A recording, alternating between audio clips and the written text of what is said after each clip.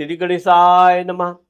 मित्रों, मैं राघव राम मिश्रा आप लोगों का अपने इस YouTube चैनल आप और आपका भविष्य कार्यक्रम में एक बार पुनः स्वागत करता हूं। आज हम बात करने वाले हैं मीन राशि की महिलाओं का आने वाला 2.5 वर्ष कैसा रहेगा। अभी मीन राशि की महिलाओं के ऊपर शनि महाराज की शनि की 7.5 चल रही है, जिसका दूसरा चरण 29 मार्च 2025 से प्रारंभ होने जा रहा है। तो इसका क्या प्रभाव मीन राशि की महिलाओं पर पड़ेगा। आप लोगों को मैं ये बताना चाहता हूँ कि अभी कुछ दिन पहले मैंने पुरुषों के लिए आने वाला 2.5 वर्ष का जो वीडियो बनाया था, वो मेरा नीचे लिंक दिया हुआ है, आपको देखना है तो आप वहाँ क्लिक करके देख सकते हैं। मीन राशि की जो महिलाएं होती हैं, ये ज्ञानवान होती हैं, सुंदर होती हैं और बहुत सुशील और विचारवान होती हैं। कोई भी काम ये जल्दबाजी में, भड़बड़ी में बिल्कुल नहीं करती हैं। जितना भी ये निर्णय लेती हैं, हमेशा पॉजिटिव अच्छे निर्णय इनके रहते हैं और यही कारण है कि अच्छे लोगों को बुरे लोगों से हमेशा कोई ना कोई समस्या मिलती ही रहती है। ये कितना भी अच्छा करें, कितना भी लोगों की भलाई करने का सोचें, तो इनको हर तरह से कोई ना कोई रुकावट, अवरोध इनको जीवन में कई बार झेलना पड़ता है। अब चूँकि इस समय शनि महाराज की 7.5 चल रही है, जिसका जिसका दूसरा चरण अब 29 मार्च 2025 से प्रारंभ होगा और ये 3 जून 2027 तक रहेगा। अब शनि चूँकि पेट पे दूसरे चरण में प्रारंभ होंगे, तो यहाँ जो मध्य का जो शनि है, ये आपके सबसे पहले तो खान-पान के बारे में आपको सचेत करता है। आप अपने खान-पान के प्रति जितना सचेत रहेंगी, कोई भी अपच जैसी चीज़ें नहीं खाएँगी और विशेषकर आप एक चीज़ का विशेष ध्यान रखिए कि चूँकि शनि महाराज आपके राशि में खुद बैठ के आपके पति घर को देख रहे हैं।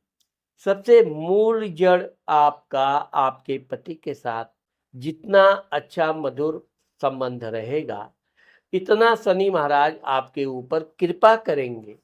ना कि 7.5 में आपको कोई अवरोध व्यवधान आएगा। अब चूंकि यहाँ पर राहु भी बैठे हुए हैं, तो अब राहु भी आपके पति घर को देख रहा है। वहाँ केतु महाराज पहले से बैठे हैं। आपके पति के बारे में लोग तरह-तरह की असमंजस वाली बातें कहेंगी, जो कुछ बातें तो ऐसी भी हो सकती हैं जो विश्वसनीय ना हो। लेकिन आपका मन अपने पति के प्रति प्रेम में कमी नहीं आना चाहिए।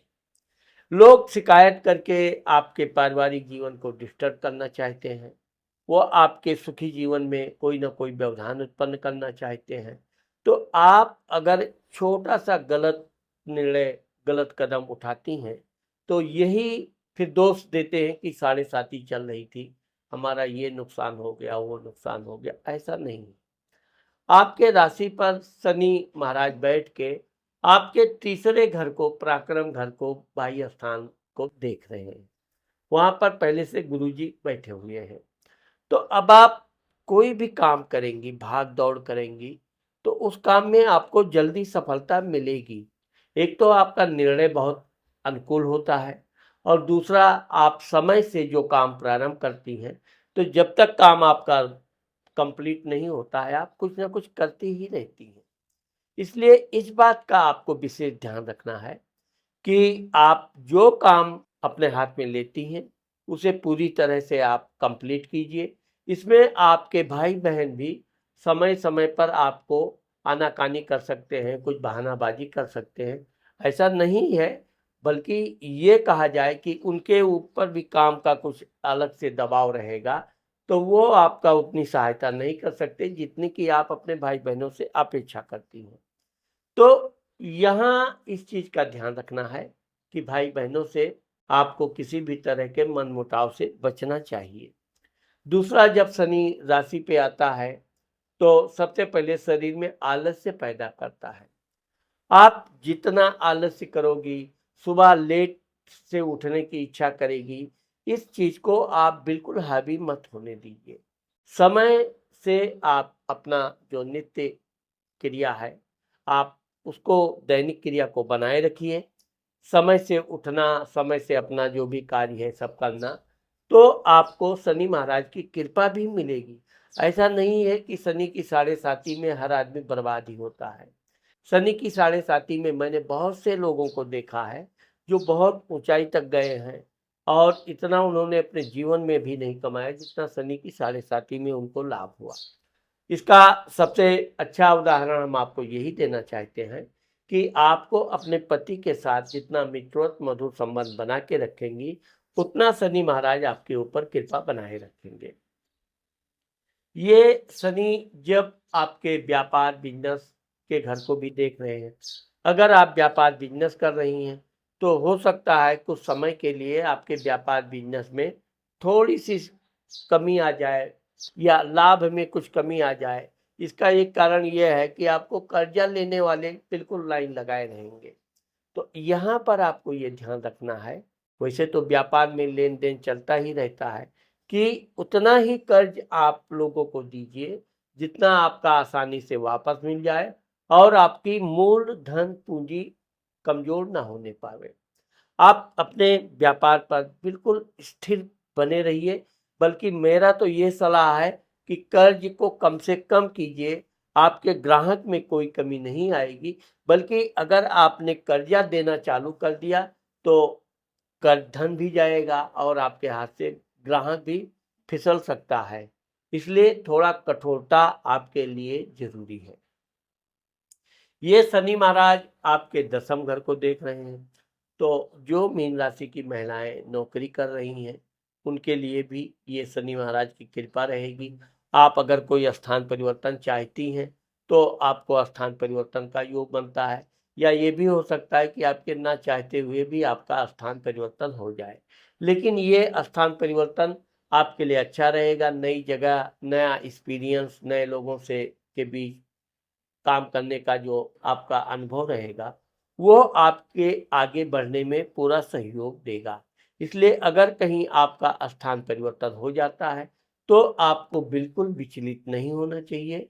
आपको आराम से अपना नया कार्य जॉइन करना चाहिए और उसको मेहनत के साथ आपको करना चाहिए। वैसे मीन राशि की महिलाएं मेहनती होती हैं और अपने काम में कभी आलस्य नहीं रखती हैं, लेकिन शनि की साढ़े साती की वजह से आलस्य को आप बिल्कुल हावी होने मत दीजिए। दूसरी चीज ये है कि चूंकि आपका शनि की साढ़े साती चल रही है, तो आप अपने 20 नाखूनों में, 10 हाथों की उंगलियों में और 10 पैरों के उंगलियों के नाखूनों में शनिवार के दिन सुबह सरसों का तेल आप लगाइए। हो सके तो कमर तक आप तेल लगा सकती हैं। इससे आपके शरीर में किसी तरह की कोई समस्या नहीं आएगी। आपका शरीर चुस्त दुरुस्त बना रहेगा। और उन महिलाओं के लिए तो ये विशेष हकीम की दवा है कि जिन महिलाओं के गांठों में दर्द है, कमर में दर्द है, पीठ में दर्द है, ऐसी महिलाओं को शनिवार के दिन सरसों का तेल का अच्छा खासा बैक साइड यानी पीठ से लेकर पैर तक खूब मसाज कराना चाहिए। और उसके बाद में 1 डेढ़ घंटे बाद आप स्नान आदि करके फ्रेश होकर भगवान की पूजा कीजिए। आपका ये दर्द भी धीरे धीरे निकल जाएगा और आपका स्वास्थ्य भी बहुत अच्छा रहेगा। अब चूंकि शनि की साढ़े साती चल तो रही ही है, इसलिए कोई भी निर्णय आप जल्दबाजी में बिल्कुल ना लें। कोई भी काम करने से पहले उसका एक बार पुनर्विचार जरूर करें, और विशेषकर उस कार्य को करने में जिससे किसी को हानि ना हो। साथ ही आप अपने घर में बड़े बुजुर्गों का जितनी सेवा भाव करेंगी, शनि महाराज की कृपा आपके ऊपर उतनी अधिक अच्छी से बनी रहेगी। चूंकि अब अधिकारी लोग भी आपके काम में कोई ना कोई कमी निकालने का प्रयास करेंगे, तो जब कोई कमी ढूंढने पर उतारू हो ही जाता है, तो कुछ ना कुछ कमियां वो ढूंढ ही लेता है। लेकिन इसका आपको बिल्कुल बुरा नहीं मानना चाहिए। आपको ये मानना चाहिए कि मेरे कार्य को इसने इतनी सूक्ष्मता से, गहराई से जांचा परखा, यही क्या कम है। फिर उसने कोई कमी अगर निकाल भी दिया है तो उस कमी को हम सुधारेंगे, आगे से ध्यान रखेंगे। लेकिन खुशी होनी चाहिए कि ये व्यक्ति आपकी कमी ढूँढने में इतना समय गुज़ारा, तो यह आपके कार्य की सराहना है। इसलिए आपको शनि के साढ़े साती के बारे में बिल्कुल चिंतित होने की ज़रूरत नहीं है। आप जैसा काम कर रही हैं, अपने काम करते रहिए।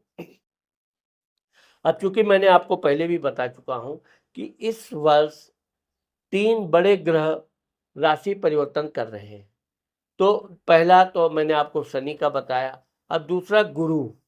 गुरु 14 मई 2025 को वृषभ राशि से मिथुन राशि में जा रहा है। अब चूँकि आपके मिथुन राशि का जो घर है, वो आपके माता, मित्र, मकान, सुख भाव में गुरु महाराज प्रवेश कर रहे हैं और एक प्रकार से कुंडली में ये केंद्र में गुरु आ रहे हैं। यह आपके लिए बहुत शुभ संकेत है। आपके घर से संबंधित अगर कोई आप घर खरीदना चाहती हैं, वाहन खरीदना चाहती हैं, आप आराम से घर खरीदिए, वाहन खरीदिए। इसके लिए आपको धन का भी व्यवस्था हो जाएगा और आपका यह कार्य करने में से अति मन प्रसन्न रहेगा। साथ ही आप अपना घर का रिपेयर कराना चाहती हैं या घर को बदलना चाहती हैं, तो यह समय आपके लिए और अच्छा अनुकूल साबित होने जा रहा है। यहाँ पर चूंकि गुरु आपके चतुर्थ घर में बैठ के आपके अष्टम मृत्यु शेयर मार्केट दुर्घटना घर को देख रहा है। आपको जहाँ तक हो सके, वैसे तो शेयर मार्केट में आप अगर शेयर मार्केट में दिलचस्पी रखती हैं, तो थोड़ा बहुत आप शेयर मार्केट में पैसा इन्वेस्ट कर सकती हैं, क्योंकि शेयर मार्केट एक ऐसा मार्केट है कि बुरी बला हमेशा नुकसान करती है। तो लालच के चक्कर में कभी अधिक धन ना लगाइए, क्योंकि शनि की साढ़े साती चल रही है। इसलिए हो सके तो आप कुछ धन इन्वेस्ट कर सकती हो। वैसे तो गुरु आपको संभालेगा, लेकिन इस कभी-कभी गुरु जब वक्री होगा तो आपको नुकसान भी मिल सकता है। अब ये गुरु आपको यहाँ बैठकर आपके विदेश घर को देखेगा। अगर आप दूर-दराज की यात्रा करना चाहती हैं, विदेश की यात्रा करना चाहती हैं, यह आपके लिए बहुत अच्छा और अनुकूल समय है। आप दूर-दराज की यात्रा कर सकते हैं। यात्रा में आपका धन व्यय ज़रूर होगा, लेकिन यात्रा आपकी सफल होगी। आप अपनी यात्रा से जो भी यात्रा के संबंधित कार्य हैं, उसमें आप पूर्ण रूप से सफल होंगी या किसी दूर-दराज के रिश्तेदार से आपका पुनः पुनर्मिलन होगा और उसके बाद फिर आपका उसके साथ आना-जाना और अच्छी सी खासी जान-पहचान पुनः चालू हो जाएगी।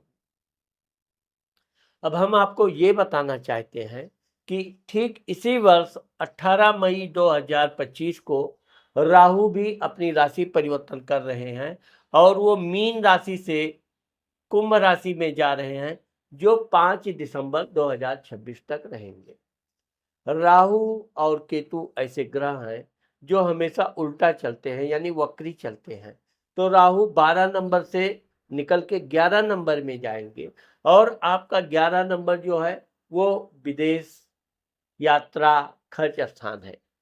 राहु यहाँ पर बैठ के उपद्रव करता है, इसलिए आपको इस बात का ध्यान रखना है कि ये जो 18 महीना यानी 1.5 साल राहु आपके 12वें रहेगा, कोर्ट कचहरी के मामले से जितना आप बच जाएंगी, उतना आपके जीवन में भाग्य में वृद्धि होगा। और यात्रा के दौरान आप किसी अनजान व्यक्ति से कोई सामान खरीद फरोख्त कदापि ना करें। उसे अपनी गुप्त बातें बिल्कुल ना बताएं, जिससे कि आपको किसी तरह का नुकसान ना हो। यहाँ पर हम आपको ये भी बताना चाहते हैं कि राहु आपके यहाँ बैठ के और आपके चौथे घर को देखेगा। आपके घर में भी किसी न किसी से अनबन हो सकती है। वो आपसे तो ना भी हो, लेकिन कोई परिवार के अन्य लोग आपस में एक दूसरे के प्रति मनमुटाव रख सकते हैं, लेकिन इस मामले में आपको दूर रहने से ही फायदा है। आपको उनको सुलह करवाना, सुलझाना, ये इस चीज़ से आपको बचना चाहिए। कुछ मित्र आपको ऐसे भी होंगे जो स्वार्थी मित्र हैं, आपसे धन मांगने की कोशिश करेंगे। जहाँ तक हो सके आप अपने धन को बचा के रखिए, क्योंकि धन है तो सब है। इसलिए मित्रों का उतना ही सहायता कीजिए कि यदि वो मित्र आपका धन ना भी वापस कर पावे तो आपको कोई बहुत बड़ी पूंजी का नुकसान ना हो। अब चूंकि मैं आपको ये बता रहा था कि ये राहु आपके रोग, शत्रु, कर्ज स्थान को देखेगा। यहाँ पर केतु भी आ जाएंगे। तो अब चूंकि राहु अपना उपद्रवीपन ग्रह है, इसलिए कुछ ना कुछ आपके शत्रु आपको उपद्रव करने का प्रयास करेंगे, कुछ ना कुछ आपकी कमी ढूंढते रहेंगे, लेकिन आपको बिल्कुल विचलित नहीं होना है। वो जो कर रहे हैं करने दो, आप अपने काम पर ध्यान दीजिए। आप उनसे जितना दूर रहेंगी, बचेंगी, उतना आपका कार्य भी होगा और आपके शत्रु आपको कोई नुकसान नहीं पहुंचा पाएंगे। और कर्ज देते समय सावधानी बरतना बहुत जरूरी है। ये राहु आपके अष्टम घर को देखेगा, वैवाहिक आनंद और मृत्यु स्थान है। आप अपने पति से जितना भी हो सके पति की इच्छा का सम्मान करना चाहिए। आप अपने पति की इच्छा का सम्मान करेंगी तो आपका पति भी आपकी इच्छा का सम्मान करेगा। इसलिए जो पुरुषों के लिए विशेष आवश्यकता पारिवारिक सांसारिक जीवन है, उस पर आपको ध्यान रखना चाहिए। पति से जितना कम आप विवाद करेंगी, उतना ही आपके जीवन में खुशियां भी भरी रहेंगी और आपका जीवन हर तरह से सुखमय व्यतीत होता रहेगा। मीन राशि की महिलाओं को मैं साढ़े साथी के लिए ये जरूर बता सकता हूँ कि अगर आपको साढ़े साथी से कुछ ज़्यादा ही तनाव मिल रहा है तो आप शनिवार के दिन शनि भगवान के मंदिर जाइए, वहाँ पर तेल चढ़ाइए, नारियल चढ़ाइए, माला चढ़ाइए और घर में आप ओम सम शनिश्चराय नमः या ओम शनिश्चराय नमः का मंत्र जाप कीजिए। अगर आप नीलम पहन सकती हैं तो नीलम मध्यमा उंगली में शनिवार के दिन 3.25 रत्ती से 4 रत्ती के बीच आप टेस्ट करके पहन सकती हैं। इससे साढ़े साथी का प्रभाव कम हो जाएगा। तो मित्रों, आज मैंने आप लोगों को मीन राशि की महिलाओं का आने वाला 2.5 वर्ष के बारे में जो बताया है, मुझे आशा है कि आप लोगों को मेरा ये वीडियो जरूर पसंद आएगा। अगर मेरा ये वीडियो आपको पसंद आता है और आपने मेरे चैनल को अभी तक सब्सक्राइब नहीं किया है तो आप मेरे चैनल को सब्सक्राइब करना और लाइक करना मत भूलिए। साथ ही अगर आप अपना व्यक्तिगत कुंडली का मुझसे परामर्श कराना चाहती हैं तो ये मेरा नीचे व्हाट्सएप नंबर है, इस पर आप मुझसे संपर्क करके शुल्क देके अपनी कुंडली दिखा सकती हैं। नमस्कार।